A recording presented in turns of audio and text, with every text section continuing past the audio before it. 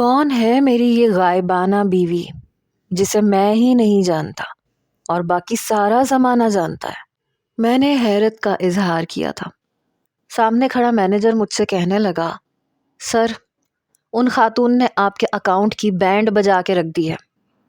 میں نے کہا ہاں، وہ تو بینک مینیجر کا بھی مجھے فون آیا ہے۔ دل کھول کے شاپنگ ہو رہی ہے میرے ڈیبٹ کارڈ سے۔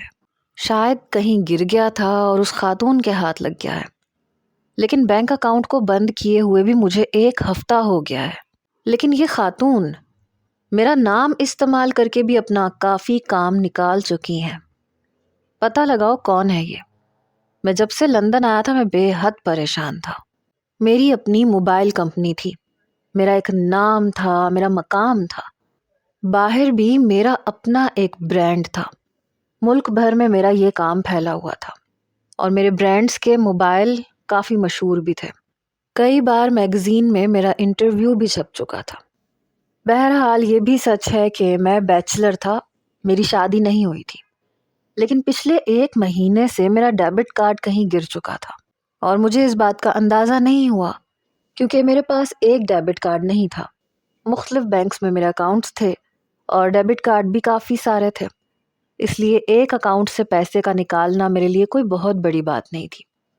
شروع میں تو میں نے اس بات کو نوٹس ہی نہیں لیا کیونکہ نکالنے والے پیسے زیادہ نہیں تھے، یہی کوئی 2500، 3000، 5000، اور یہ ایسی رقم تھی کہ مجھے فرق نہیں پڑتا تھا۔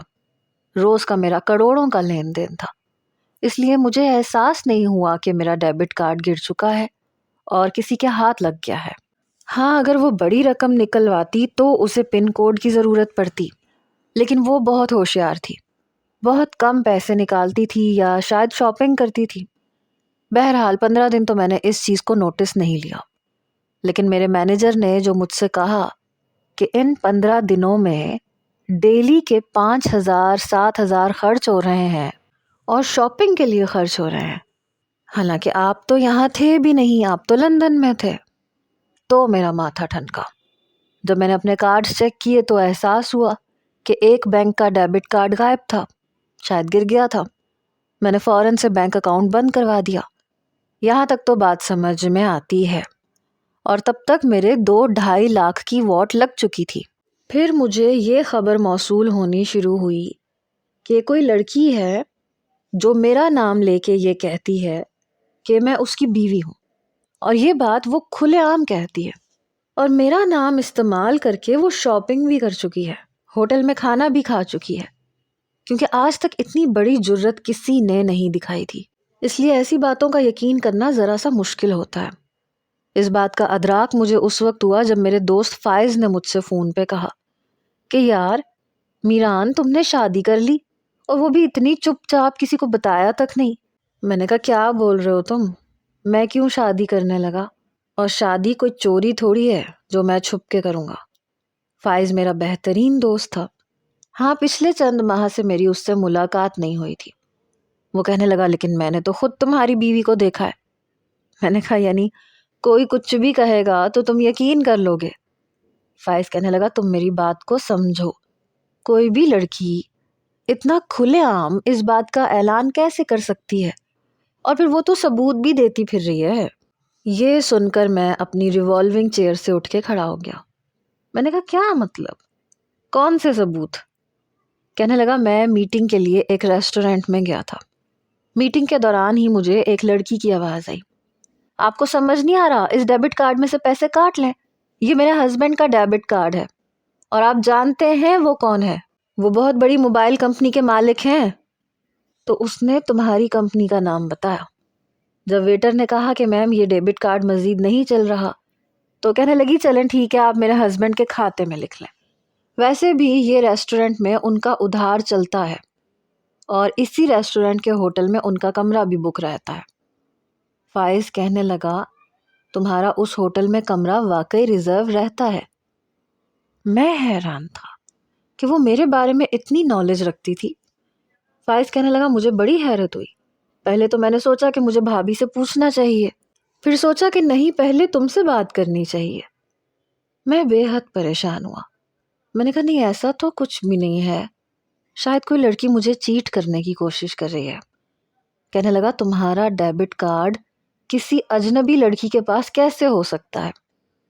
میں نے کہا شاید گر گیا تھا، اس نے اٹھا لیا ہوگا۔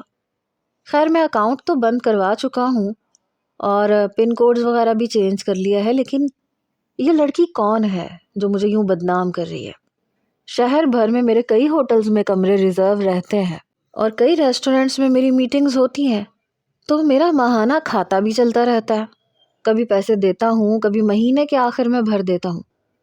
وہ کہنے لگا پھر تو تمہیں الرٹ ہونا چاہیے، کیونکہ وہ تو بڑے دھڑلے سے اس بات کا اظہار کرتی ہے کہ وہ تمہاری بیوی ہے، اور کھانا بھی اچھا خاصا کھا کے گئی تھی، بلکہ اس کے ساتھ 2-3 لڑکیاں بھی تھیں۔ میں نے کہا اچھا۔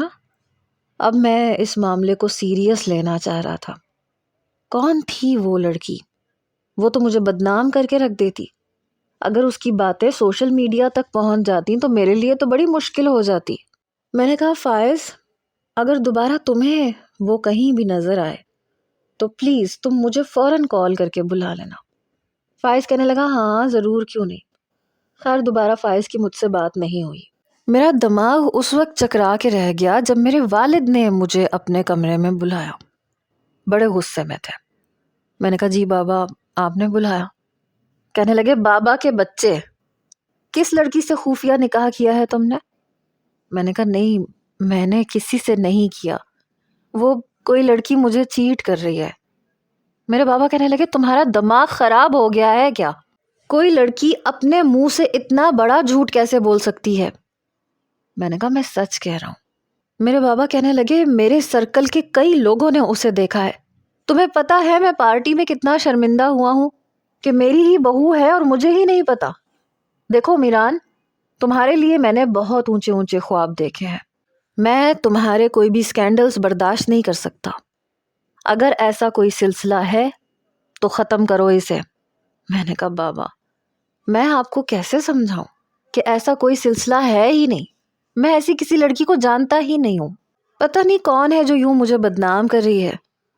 میرے والد کو شاید میرے کردار پہ اتنا یقین نہیں تھا، حالانکہ میں کوئی عیاش قسم کا نوجوان نہیں تھا، مجھے بس بزنس کرنے کا شوق تھا اور میرا رجحان بھی اسی طرف تھا۔ ہاں لڑکیوں سے دوستی، بات چیت یہ سب چلتا رہتا تھا، کیونکہ ہمارے سرکل میں یہ اتنی بڑی بات نہیں سمجھی جاتی تھی، لیکن ایک لڑکی پورے زمانے میں مجھے بدنام کرتی پھر رہی تھی اور اسے اس بات کا احساس بھی نہیں تھا کہ وہ خود بھی بدنام ہو رہی ہے۔ پتہ نہیں پاگل تھی، دیوانی تھی، بہرحال جو بھی تھی، میرا سر درد بنتی جا رہی تھی اور بات اب میری فیملی تک پہنچنے لگی تھی، اور بات اتنی چھوٹی بھی نہیں تھی جسے اگنور کیا جاتا، یہ بہت بڑی بات تھی اور اس کی سنگینی کا احساس اس لڑکی کو بالکل بھی نہیں تھا۔ یا شاید یہ جو چھوٹے لوگ ہوتے ہیں انہیں اپنی عزت کی پرواہ نہیں ہوتی، یہ ہم جیسے مشہور لوگوں کا سہارا لے کے پیسوں کی خاطر کچھ بھی کر گزرتے ہیں، بدنامی بھی مول لے لیتے ہیں۔ وہ لڑکی بھی مجھے شاید کچھ ایسے ہی کریکٹر کی لگ رہی تھی۔ میں نے اپنے دوست کو فون کیا جو سب انسپیکٹر تھا۔ میں نے کہا رمیز یار ایک بہت بڑی پرابلم کریٹ ہو گئی ہے۔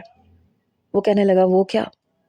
میں نے کہا یار پتہ نہیں کون لڑکی ہے خود کو میری بیوی کہہ کے متعارف کرواتی ہے، شاپنگ مال سے شاپنگ کرتی ہے، جس ہوٹل میں جس ریسٹورنٹ میں میرا اکاؤنٹ چلتا ہے وہاں جا کے کھانے کھاتی ہے میرے نام پہ، اور اس کے بعد کچھ ایسے ثبوت ہیں جن سے وہ یہ ظاہر کرتی ہے کہ وہ میری بیوی ہے، اور لوگ اسے کھانا کھلاتے بھی ہیں، شاپنگ کے لیے بھی پیسے دے دیتے ہیں، اور یہ سب کچھ میرے اکاؤنٹ میں جا کے جمع ہو جاتا ہے۔ میں نہیں جانتا کہ وہ میرے بارے میں اتنی انفارمیشن کیسے رکھتی ہے، وہ کون ہے میں یہ بھی نہیں جانتا۔ میرے چند دوستوں نے بھی اسے دیکھا ہے لیکن میں نے نہیں دیکھا، یہاں تک کہ میرے فادر کے ملنے جلنے والوں نے بھی اس لڑکی کو دیکھا ہے۔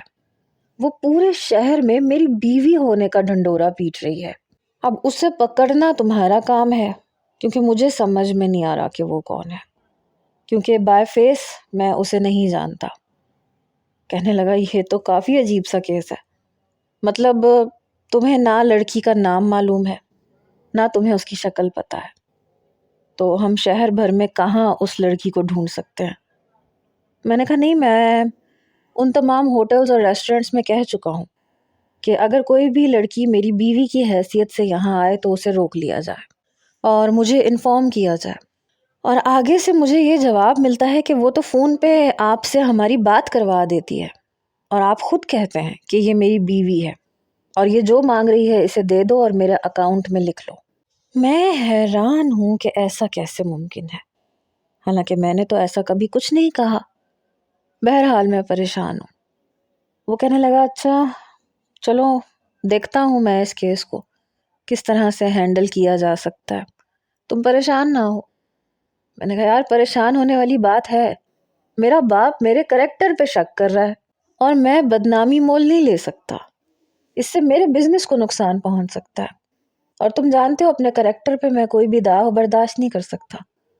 میں واقعی کافی سنجیدہ ہو چکا تھا کیونکہ اس لڑکی نے غائبانہ طور پہ میرے ناک میں دم کر کے رکھ دیا تھا. میں بے حد پریشان ہو کے رہ گیا تھا. ایک ہفتے کے بعد میں نے دوبارہ رمیز کو کال کی، پوچھا کہ کیا پروگریس ہے.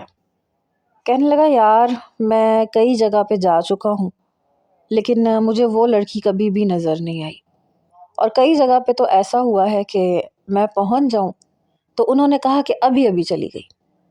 کوئی بھی اس کا ٹھیک سے نقشہ بھی نہیں بتا پا رہا. مطلب ابھی تک وہ لڑکی میرے سامنے نہیں آئی تھی اور نہ ہی انسپیکٹر کے سامنے. بہرحال ایک بار مجھے فائز کی کال آئی. کہنے لگا میں ایک شاپنگ مال میں ہوں اور وہی لڑکی وہی ہے، تم بس فٹافٹ سے پہنچ جاؤ. اس نے مجھے شاپنگ مال کا نام بتایا. میں وہاں رف ڈرائیو کرتے ہوئے پہنچا تھا کیونکہ میں سوچ چکا تھا کہ آج اس لڑکی کو اس کے انجام تک پہنچا کے ہی دم لوں گا جس نے میری زندگی کو اجیرن بنا کے رکھ دیا تھا. اور پھر کچھ یہ بھی تجسس تھا کہ دیکھوں تو صحیح کہ ہے کون. بہرحال میں مال میں پہنچا. دروازے پہ ہی مجھے فائز مل گیا. کہنے لگا آؤ میرے ساتھ.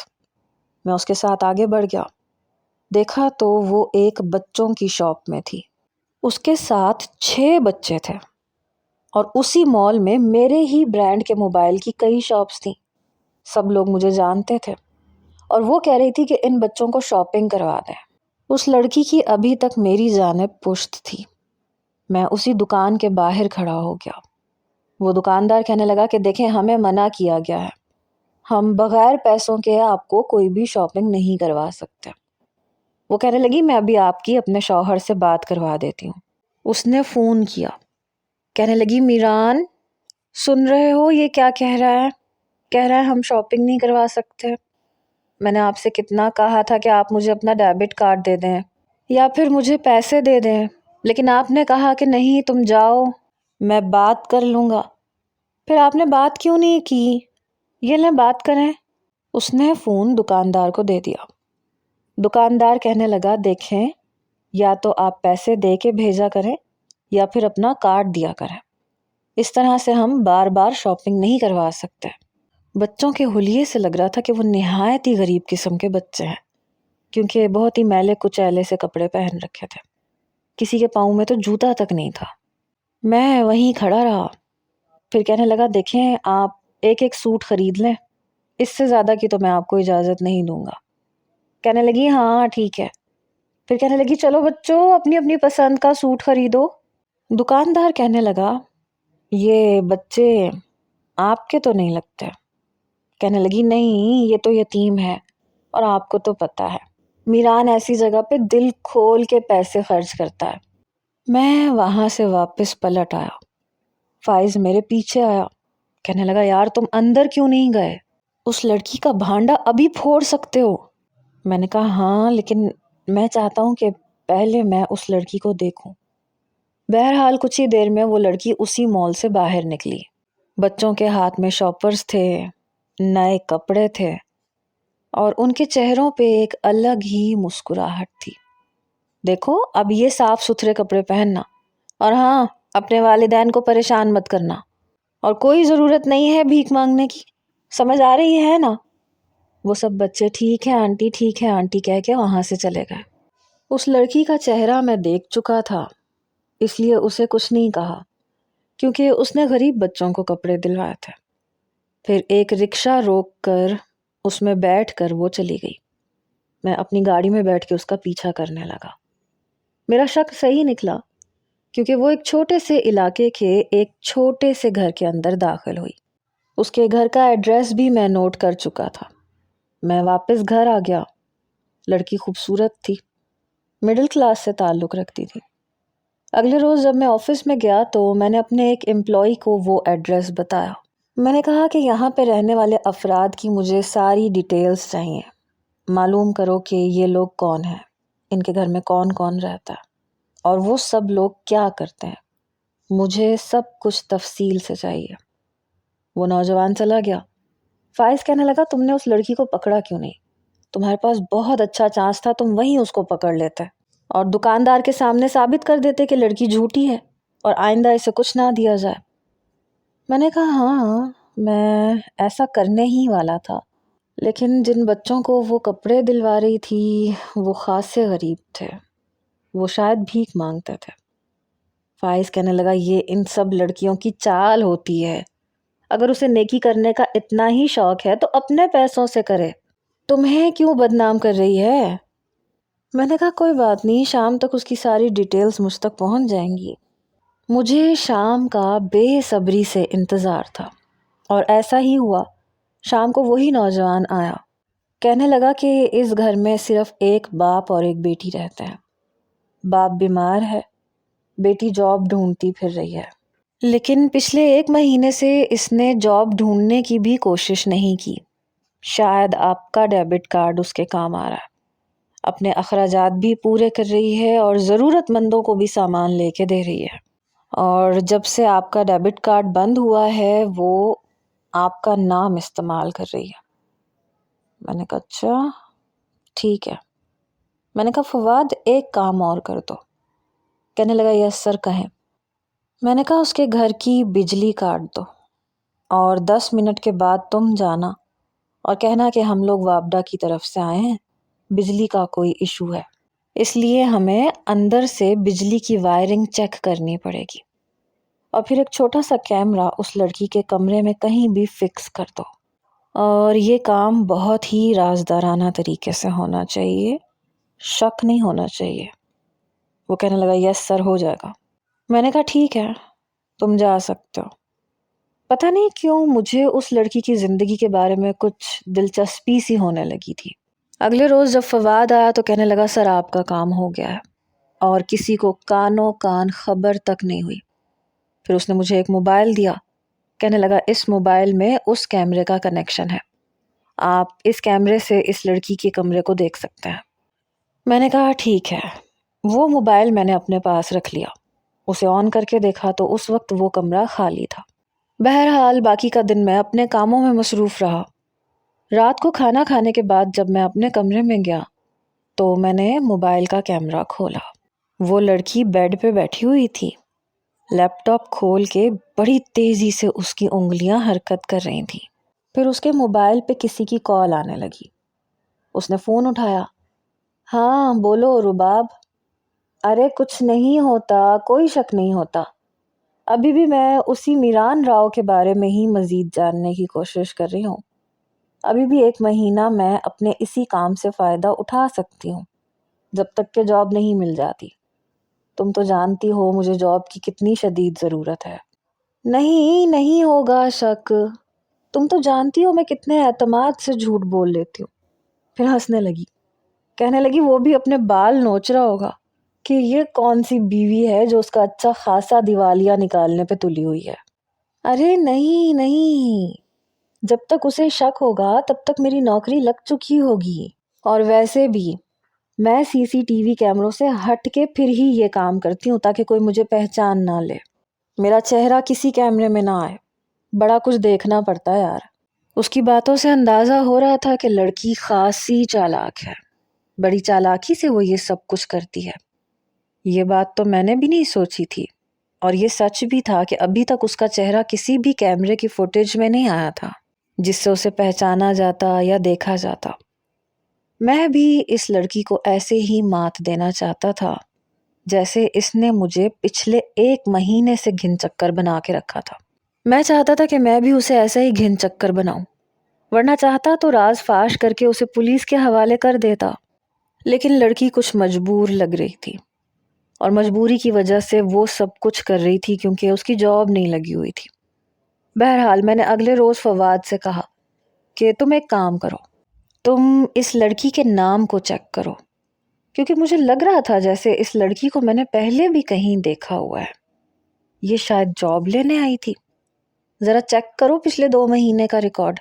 فواد کہنے لگا سر میں ابھی چیک کر کے آپ کو ڈیٹیلز بتاتا ہوں، کیونکہ اس کے گھومنے کا انداز اور اس لڑکی کا چہرہ میرے لیے بالکل انجان نہیں تھا۔ ہاں بس ایک بار دیکھا ہوا تھا یا 2 بار دیکھا ہوا تھا، شاید میں یاد بھی نہ رکھتا، لیکن لاشعوری طور پہ اس کا چہرہ میرے دماغ میں موجود تھا۔ 2 گھنٹے کے بعد فواد آیا، کہنے لگا یس سر، 2 مہینے پہلے عائشہ نام کی یہ لڑکی ہمارے پاس جاب کے لیے آئی تھی، اور اس کی سی وی ابھی تک موجود ہے، لیکن یہ ریجیکٹ ہو گئی تھی کیونکہ اس کے پاس کام کا تجربہ نہیں تھا۔ میں نے کہا ٹھیک ہے، ایسے کرو، ہماری ایک فرینچائز سے اس لڑکی کو سلیکشن کا لیٹر بھیج دو اور کہو کہ اس کا سلیکشن ہو چکا ہے۔ فواد کہنے لگا سر آپ ایسا کیوں کر رہے ہیں؟ میں نے کہا سوال کرنے کا حق نہیں ہے تمہیں، جتنا کہہ رہا ہوں بس اتنا کرو۔ کہنے لگا اوکے سر ٹھیک ہے، یہ کہہ کے وہ چلا گیا۔ کچھ دیر بعد مجھے فواد کی کال آئی، اس نے اسی عائشہ نامی لڑکی کو سلیکشن لیٹر بھیج دیا تھا۔ میں نے کہا ٹھیک ہے۔ میں اکثر رات کو سونے سے پہلے اپنے موبائل پہ اسے دیکھتا تھا۔ آج بڑی خوش تھی، سلیکشن لیٹر کو چوم رہی تھی۔ شکر ہے مجھے نوکری مل گئی۔ اپنی دوستوں کو فون کر کر کے بتا رہی تھی کہ اب مجھے اس شخص کی بیوی بننے کا ناٹک نہیں کرنا پڑے گا۔ کیا ہی اچھا ہوتا کہ شرافت سے نوکری دے دیتا، مجھے اتنا بڑا ڈرامہ تو نہ کرنا پڑتا۔ بہرحال میں اپنا موبائل بند کرنے ہی والا تھا کہ تبھی اس نے اپنا دوپٹہ اتار کے ایک طرف رکھ دیا۔ میں چاہ کے بھی اپنا موبائل بند نہیں کر پایا۔ اپنے بال کھول کے سامنے ڈریسنگ ٹیبل پہ جا کے وہ کنگھا کرنے لگی۔ اس کے لمبے گھنے بال دیکھ کے میں تو آنکھیں جھپکنا بھول گیا۔ اس کے بعد وہ واش روم چلی گئی۔ میں نے موبائل آف کر دیا، لیکن مجھے نیند نہیں آ رہی تھی۔ پتہ نہیں کیوں میں نے 5-10 منٹ کے بعد پھر سے موبائل کھولا تو میرے تو ہوش اڑ کے رہ گئے، کیونکہ وہ نہا کے آئی تھی اور اس وقت وہ صرف ٹاول میں ملبوس تھی۔ میں نے جلدی سے آنکھیں بند کر لیں اور موبائل آف کر کے ایک طرف رکھ دیا۔ میرا دل بڑی زور زور سے دھڑک رہا تھا۔